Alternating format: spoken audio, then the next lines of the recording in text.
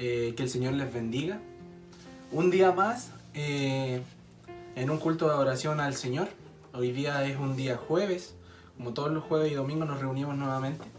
Quiero agradecer a cada uno de los que están al otro lado de la pantalla, a los que se van a ir conectando, a los que se están conectando. Un afectuoso abrazo de parte de todos los que somos y componemos la iglesia de Balmaceda, a los que no lo son, a los hermanos que nos están transmitiendo también, un cariñoso abrazo. Bueno, hoy día el Señor tiene hartas cosas preparadas para nosotros, su palabra, hay unos cánticos, alabanzas por ahí, así que sin más dilación y sin alargarnos tanto, quiero que pasemos a orar. Cada uno puede hacerlo en su casa y acompañándome, amén. Pasamos a iniciar esto con una oración en el nombre del Padre, del Hijo y del Espíritu Santo, amén. Dios y buen Padre Celestial, te damos las gracias, Señor, en esta hora, por permitirnos reunirnos, Padre amado, a pesar de las dificultades, a pesar de que no estamos físicamente en un mismo lugar, Señor. Tú nos das el privilegio, Señor, y la honra, Padre amado, de aún poder reunirnos, Señor, sin importar que no estemos juntos en un mismo lugar, Señor. Y eso te lo agradecemos, Padre amado, porque entendemos, Señor, que tu voluntad, Señor, así lo quiso. Entendemos, Señor, que la iglesia, Padre amado, no es solo un lugar físico, Señor, sino es un lugar que cada uno, Padre amado, puede hacer en su propio hogar, Señor. Y hoy día, mediante esta pandemia, demostraste eso, Señor. Demostraste que cada una de nuestras casas, Señor, puede ser una pequeña iglesia al congregarnos, Señor, a través de teléfono, a través de pantalla, Señor, a través del internet, Padre amado, a escuchar de tu palabra, Señor, a seguir llenándonos de ella, Señor. Te lo agradecemos, Padre amado, te agradecemos por cada uno de los que nos podemos conectar, Señor, por cada uno de los que se conectan, Padre amado, a escuchar. Te agradecemos, Señor, porque no nos han faltado las cosas, Señor, no nos ha faltado, Padre, tu palabra y tu promesa, Señor, porque tu palabra, Señor del cielo, aún en estos momentos, Señor, donde la comunicación a veces no es personal, Señor, no ha faltado, Señor, y te agradecemos por eso, Señor. Te pedimos perdón, Padre amado, igual en esta hora, Señor, para estar delante de tu presencia, Señor, limpios y presentables, Señor. Si no hemos equivocado, Señor, si hemos incurrido, Padre amado, en desobediencia, Señor, te pedimos en esta hora ser perdonados, Padre amado. Tu palabra nos dice que tú eres amplio y perdonador, Señor, y es por eso que hoy día nos humillamos delante de tu presencia, Señor, para poder, Padre amado, gozar de todo lo que tienes hoy día para nosotros, Señor. Alabanza, Señor, y por tu palabra, Señor del cielo. Te damos gracias, Padre amado, en esta hora y te pido por mi vida, Señor, y por la vida de cada uno de los que están conectados y de los que se irán conectando, Señor. Límpianos, Padre amado, y permítenos estar presentables delante de tu presencia, Señor, porque eso es lo que vinimos a hacer hoy, Señor. Nos congregamos solo para eso, Señor, para adorarte, para aprender de tu palabra, Señor, para estar contigo, Señor. En el nombre y poderoso de Jesús, Señor, te pedimos cada una de estas cosas, Señor. Amén y amén. Gloria a Dios, gloria a Dios, gloria a Dios para siempre. Bueno, hoy día, como es día jueves, excepcionalmente tenemos alabanza en esta tarde para nuestras vidas y para su vida, y primeramente para el Señor también. Así que quiero dejarlos con los hermanos de Peñaflor. Ellos nos traen una hermosa alabanza hoy día en este día. Amén. Alzaré mis ojos a los montes, ¿de dónde vendrá mi socorro? Mi socorro viene de parte de Jehová, el que hizo los cielos y la tierra, el mar y la fuente de las aguas. Nace una expresión muy linda dentro del fondo de mi alma. La canta el niño y el joven, y hasta el anciano la canta. Todos aquí la conocen, la expresión que me refiero es la palabra aleluya, que la cantan los que van al cielo. Es la palabra aleluya, que la cantan los que van al cielo.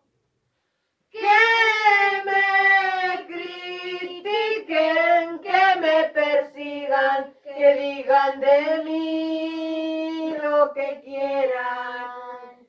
Llámenme necio, fanático, loco, pero mi copa rebosa. Soportaré todo eso hasta que mi cuerpo torture, pero no soportaré que me quiten decir aleluya. pero no soportaré que me quiten decir aleluya. Dicen que estamos muy locos porque decimos aleluya.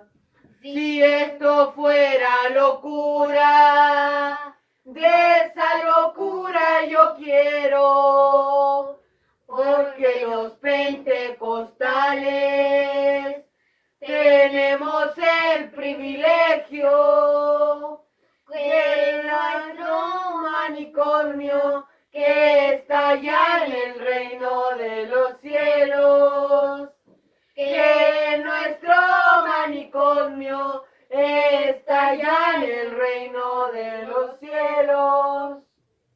Que me critiquen, que me persigan, que digan de mí lo que quieran. Llámenme necio, fanático, loco, pero mi copa rebosa. Soportaré todo eso hasta que mi cuerpo torture, pero no soportaré que me quiten decir aleluya, pero no soportaré que me quiten decir aleluya. Amén. Amén. Gracias damos por esta hermosa alabanza de nuestros hermanos Tomás, Martina y Moisés. Que el Señor les bendiga mucho. Gracias por traer alabanza en esta hora para el Señor. Bueno, como dijimos hoy día, el tiempo a veces se nos hace un poco corto. A veces una hora quizás de culto es poco, así que vamos a ir a lo más importante, a lo que en este tiempo y en esta hora es de mayor importancia. Amén. Lo que es la palabra del Señor. Así que antes de comenzar, antes de leerla, los invito a orar por la palabra, y más que por la palabra, por el predicador de hoy día, para que el Señor sea revistiéndolo de su gracia y el Señor sea poniendo palabras en mis labios, que no sea yo hablando de cosas banales, sino que sea hablando de la palabra del Señor. Amén. Así que los invito a orar en esta hora. Señor, nuevamente vamos a tu presencia, Señor, para pedirte, Padre amado, que abras nuestros corazones y nuestra mente, Señor, para poder entender tu palabra, Padre, para poder entender lo que hoy día traes a nuestras vidas, Señor, para poder, Padre amado, estar más cerca de ti, Señor, a través de tu palabra, a través del conocimiento, Señor, que nos dejaste en esta tu palabra bendita, Señor, esta Biblia, Padre amado, que tú trajiste, Señor, a través de los años para que nosotros pudiéramos conocer de ti, Señor.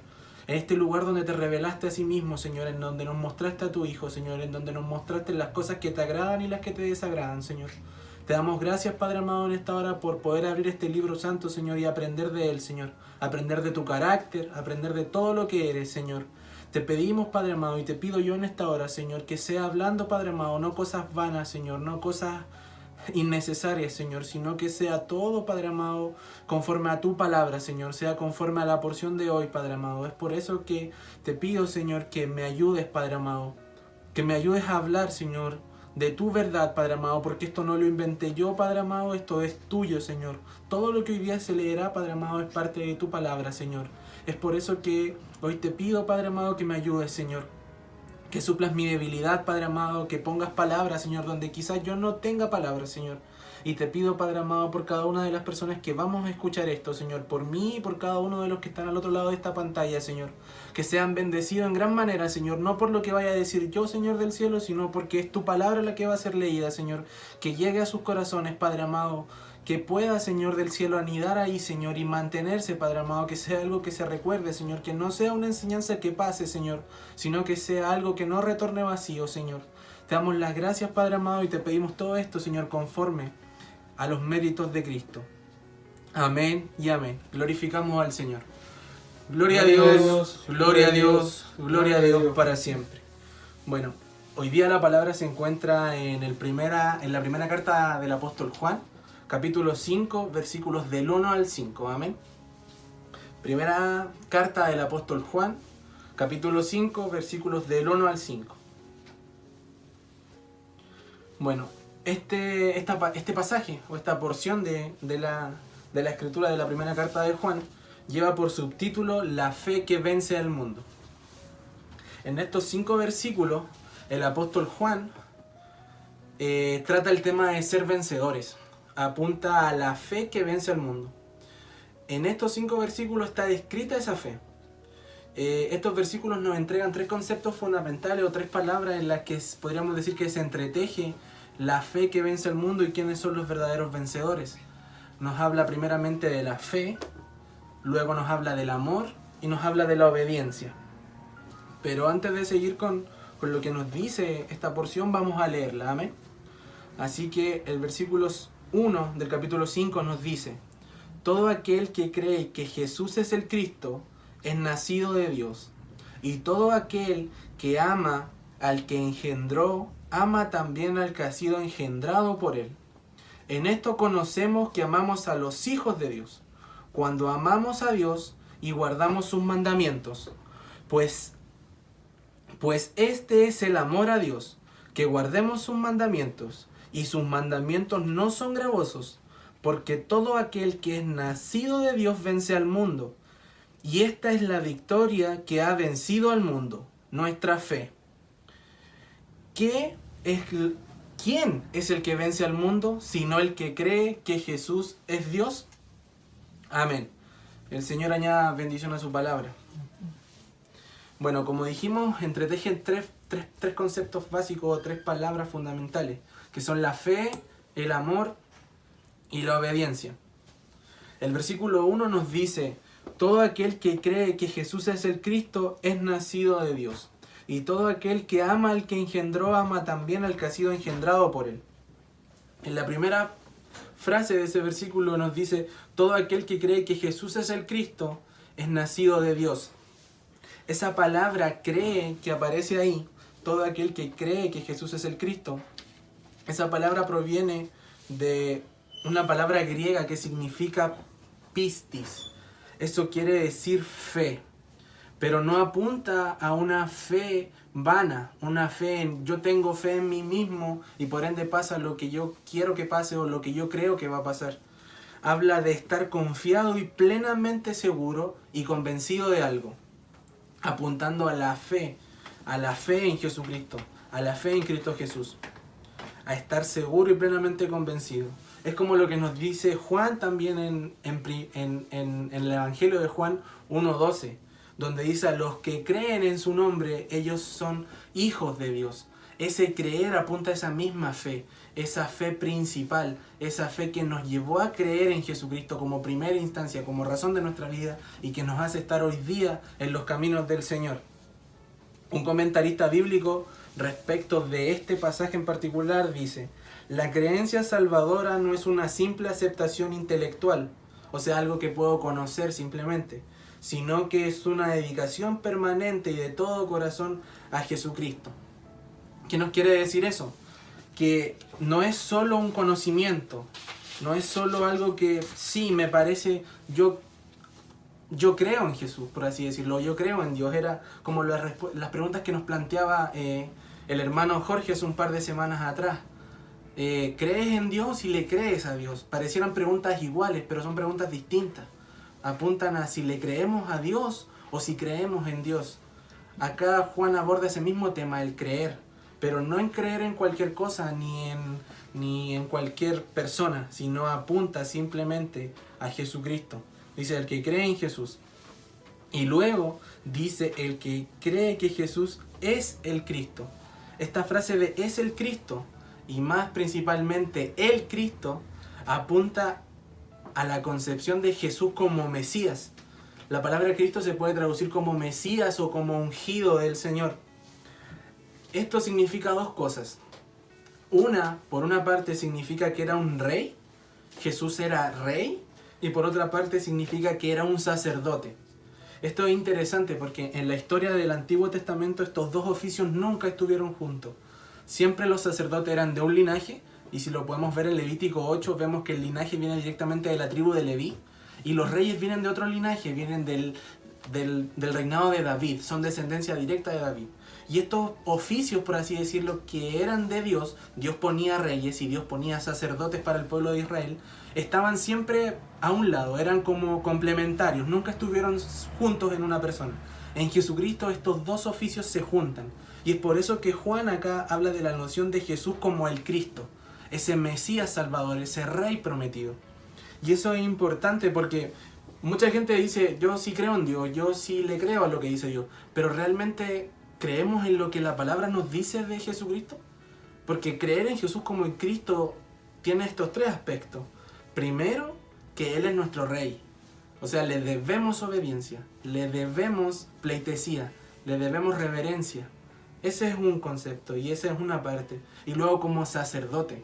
¿Qué quiere decir sacerdote? El único que puede ir a la presencia del Señor como representación nuestra. Esa era la función del sacerdote, entrar todos los, por así decirlo, Shabbat al templo y presentar ofrenda delante del Señor respecto del pueblo. Y una vez al año presentar por todos y que esa ofrenda fuera aceptada por Dios. Eso es lo que hace Jesucristo como Rey y Mesías. Eso es lo que es para nuestra vida. Y eso es lo que el apóstol Juan trae acá a consideración de nosotros y a consideración de los que escuchan esta carta. Que aquel que cree que Jesús es el Cristo es nacido de Dios. ¿Qué más podemos tener en la concepción de Mesías y de Cristo? Que también es importante, es que encierra que Él es el único salvador del pecado. Es la única persona que pudo cargar con nuestro pecado y por nuestro pecado. Es el único al que se le puede imputar eso. Es el único que pudo cargar todo nuestro pecado y el de cada uno de nosotros. También es importante lo que dice, nacido de Dios. Hay un pasaje súper conocido en la Escritura que está en Juan capítulo 3 sobre Jesús y Nicodemo. Nicodemo llega donde Jesús y le dice, sabemos que tú vienes de Dios porque nadie puede hacer estas cosas. Y la enseñanza que le deja Jesús al final del capítulo es, te es necesario nacer de nuevo, aludiendo a un nuevo nacimiento, a un nacimiento espiritual. No a algo que Nicodemo pensaba que era un nacimiento como del vientre de su madre y volver a nacer nuevamente y tener que pasar por todas las etapas, sino que un nacimiento espiritual. Acá Juan retoma esa idea y nos dice, es nacido de Dios. O sea, todos los que creen en Jesús como su Rey y su Salvador son nacidos nuevamente. Tienen un nuevo nacimiento y son nacidos y engendrados de Dios, espiritualmente de Dios. Por eso podemos identificarnos con las cosas de Dios y dejarnos de identificarnos con las cosas del mundo, como Pablo enseña a Corintios, Gálatas o en Romanos. Dejen de que su comportamiento se asocie con el mundo y empiecen a asociarse con las cosas que son del Señor. Luego de esto nos manifiesta, bueno, acá Juan nos manifiesta la fe en la primera parte del versículo 1 y luego entra en el concepto de amor. Como dijimos al principio, estos tres conceptos, fe, amor y obediencia, van conectados. Acá Juan en la segunda parte entra en el amor, en la parte B del versículo 1 y dice, y todo aquel que ama al que engendró, ama también al que ha sido engendrado por él. Esto hace referencia a Dios. El que engendró es Dios. Entonces podríamos quizás simplificar un poco más la frase y decir, todo aquel que ama a Dios también ama al que ha sido engendrado por él. O sea, si Dios me engendró y yo digo que creo en Dios y fui engendrado por Dios, eso me lleva a amar a todos los que han sido engendrados por Dios. Y eso me invita a ser partícipe del amor que siento por mi congregación, por mis hermanos en Cristo, por cada quien que se identifica con la persona de Jesucristo en nuestra iglesia, en la iglesia del mundo, por así decirlo. Y eso es interesante, porque Juan hace un orden para las cosas del Señor.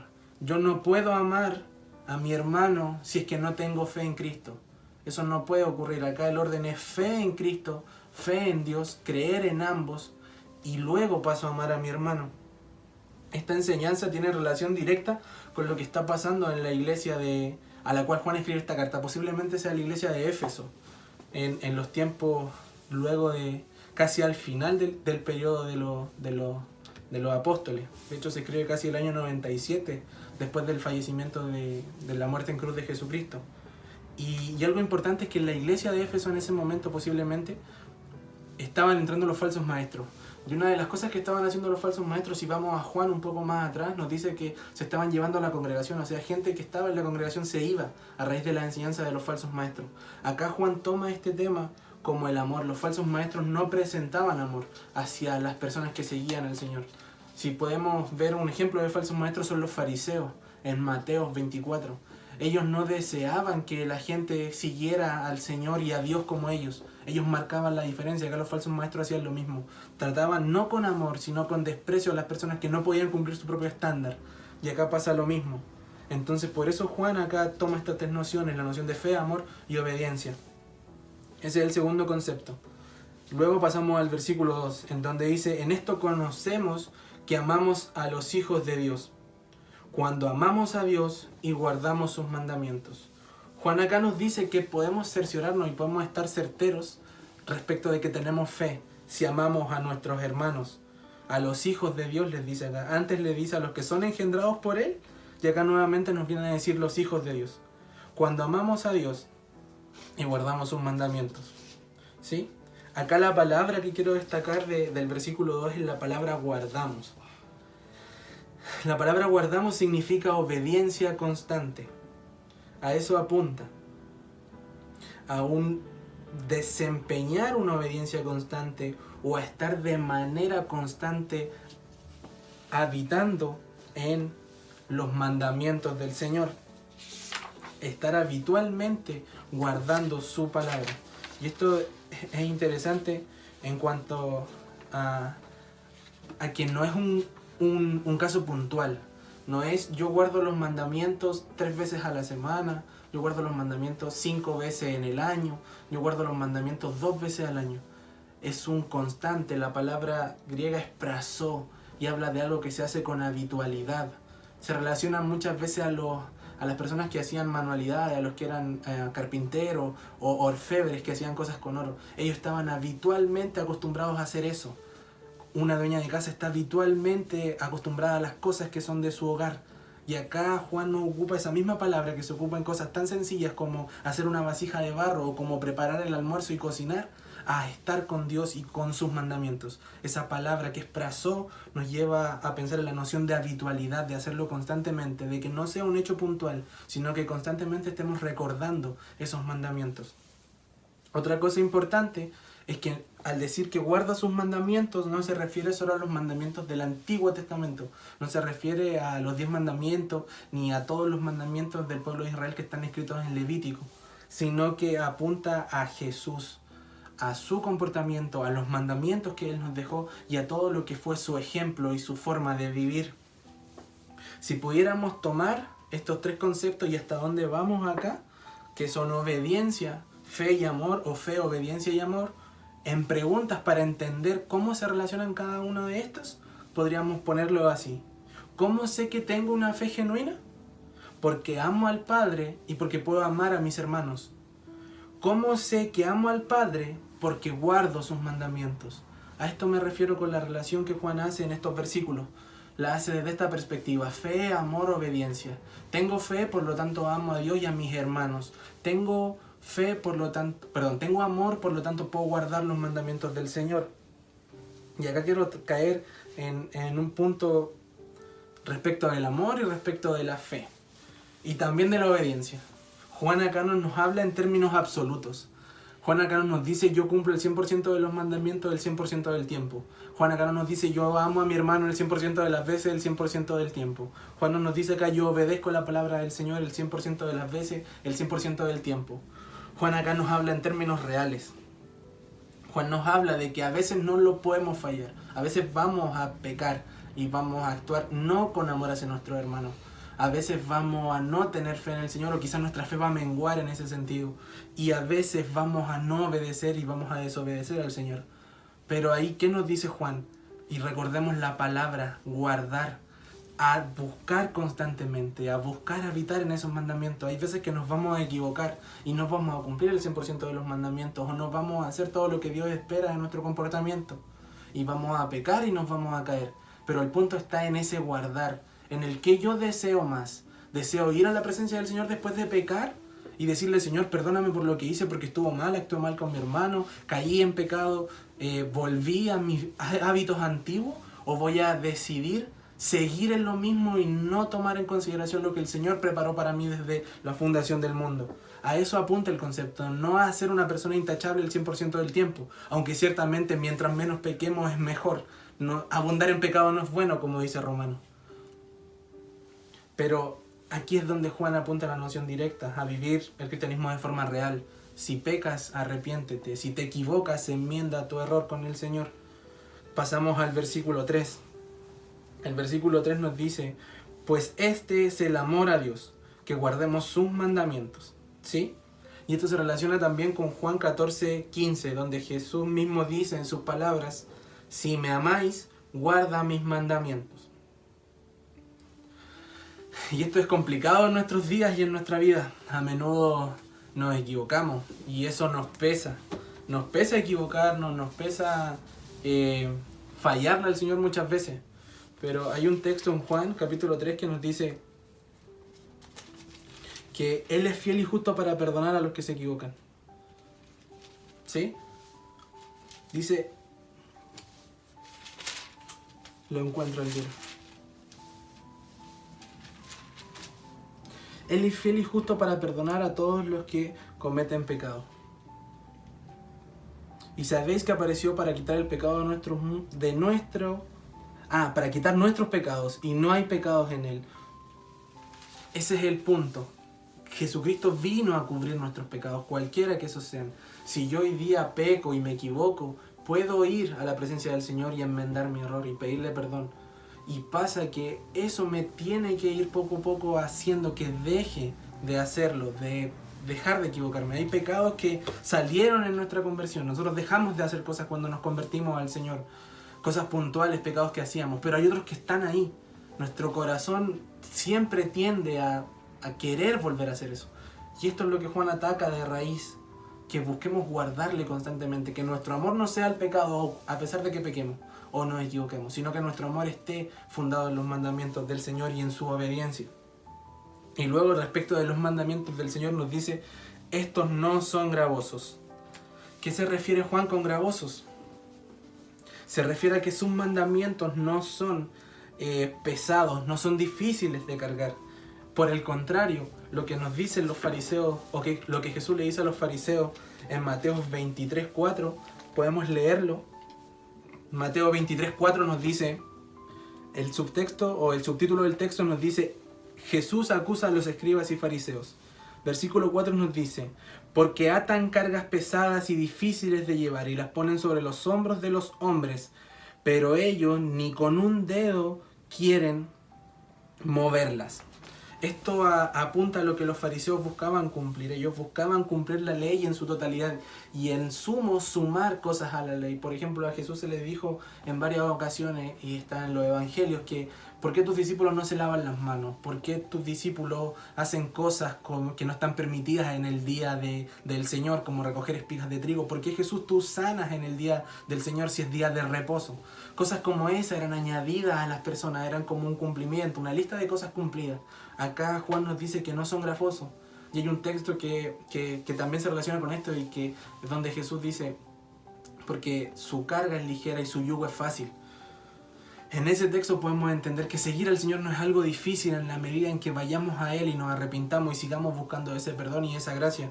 Que Lamentaciones también hace referencia a esto, diciendo que sus misericordias son nuevas cada día. Cada día que vayamos al Señor habrán misericordias para nosotros. Antes de ir a los versículos finales, que son el versículo 4 y el versículo 5, quiero hacer hincapié nuevamente en esto. En la fe genuina y en la fe de los reales vencedores. Se asocia a tres cosas. Se asocia a la fe, creer en Jesucristo propiamente tal, y también se asocia al amor, y también a la obediencia. Son tres cosas que están entretejidas en estos 5 versículos que Juan nos muestra que así son. Yo no puedo amar al Padre si no tengo fe.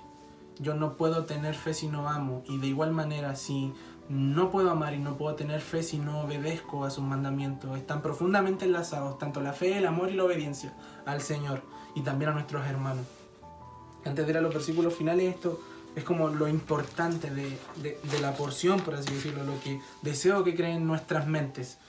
La fe y el amor y la obediencia están relacionados y no hay uno sin el otro.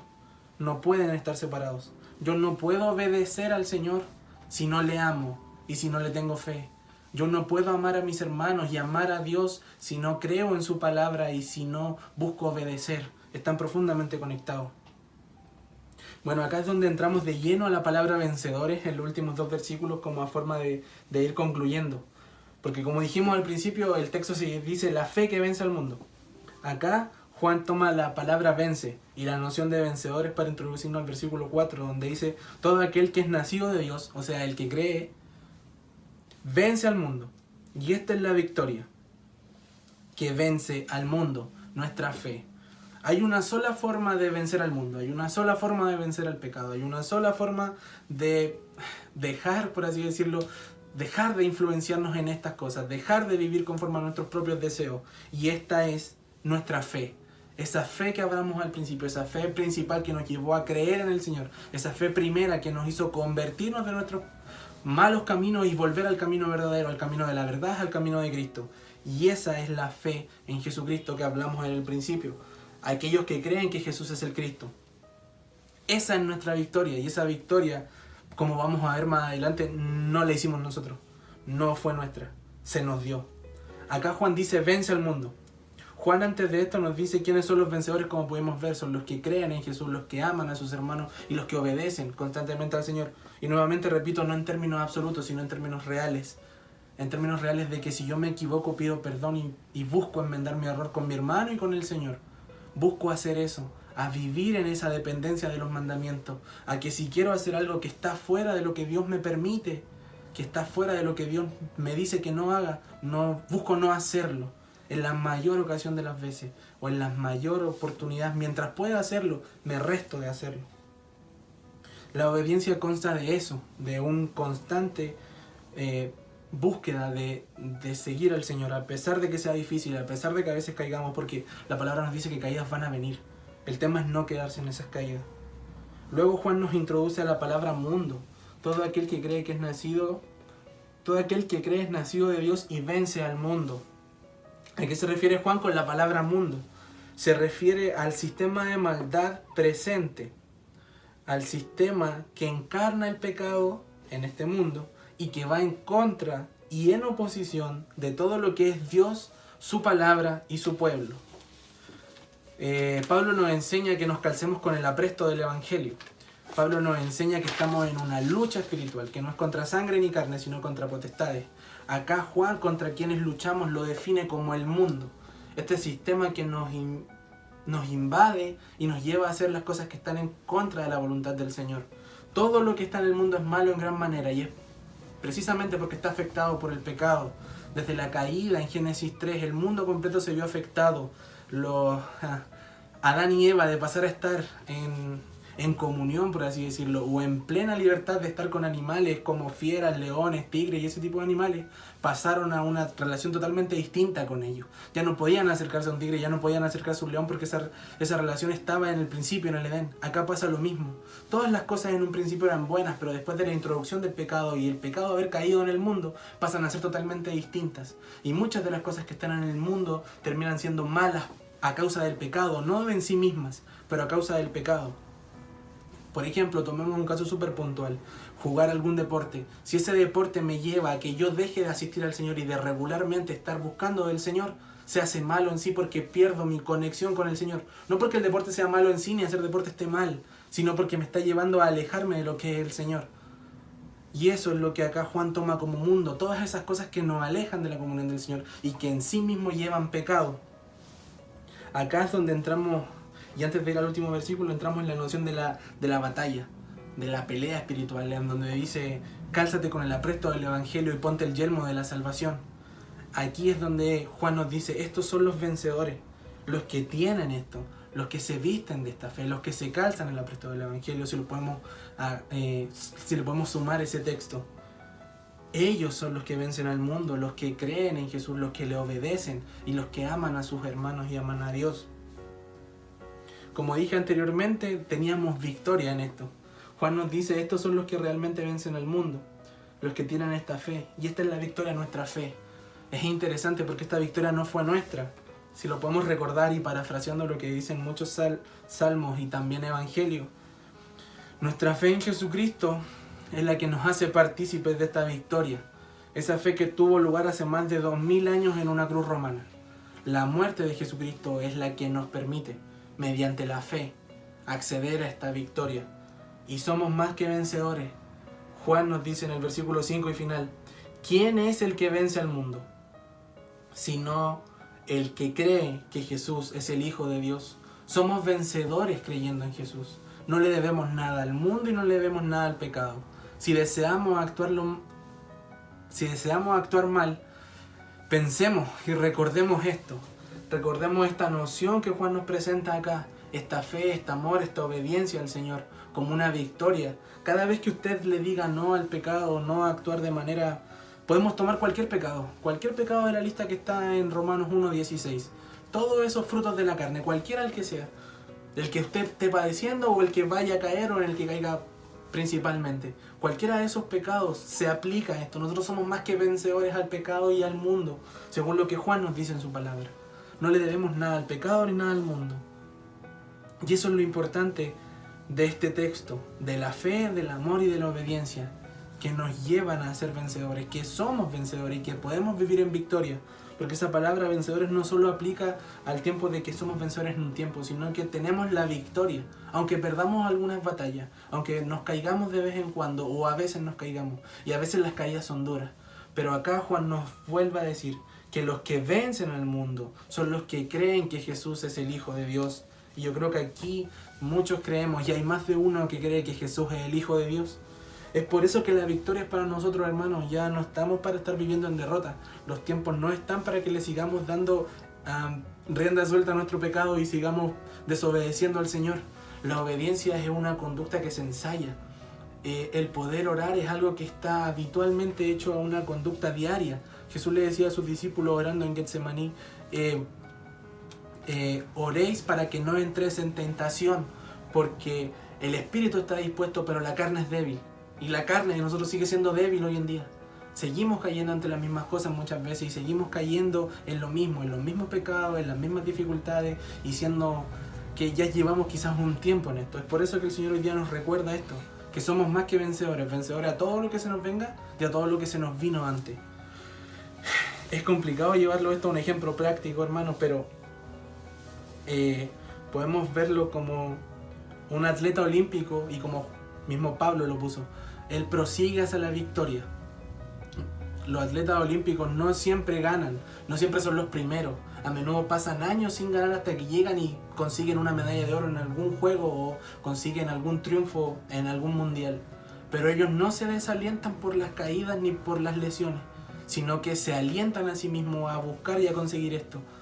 Ese es el deseo que Pablo habla cuando prosigamos a la meta como esos corredores. Que prosigamos con ese aliento, a pesar de que se nos vengan dificultades y caídas, prosigamos con ese aliento a seguir adelante, a buscar más del Señor, a vivir en esa obediencia, en ese prazó, en ese constante devenir en sus mandamientos, para que abundando en esas cosas, como dice la primera carta de Pedro, no caigamos. Abundando en las cosas del Señor, abundando en la obediencia, no caemos en pecado y no caemos a raíz del pecado. Bueno, hermanos, esta es la palabra del Señor para hoy día. Quizás podía parecer un poco ruda, quizás ataca un punto fuerte de nosotros o un punto débil de nosotros, que es el pecado.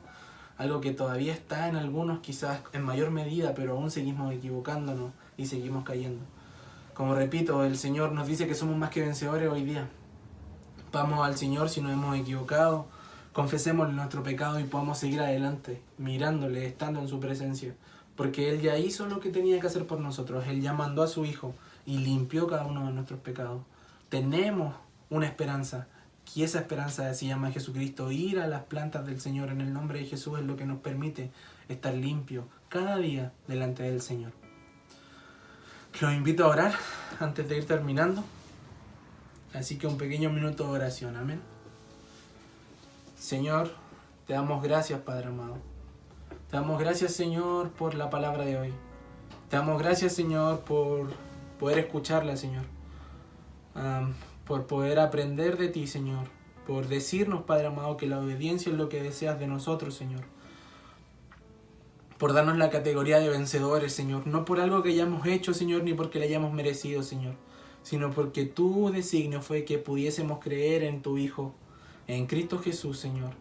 Te damos gracias, Padre amado, por tu Hijo, por aquella victoria en esa cruz, Señor, que aunque fue dolorosa, Padre amado, que aunque fue algo que quizás, Señor del cielo, Jesucristo tuvo que padecer en carne, fue algo que nos dio la victoria frente al mundo y frente al pecado, Señor.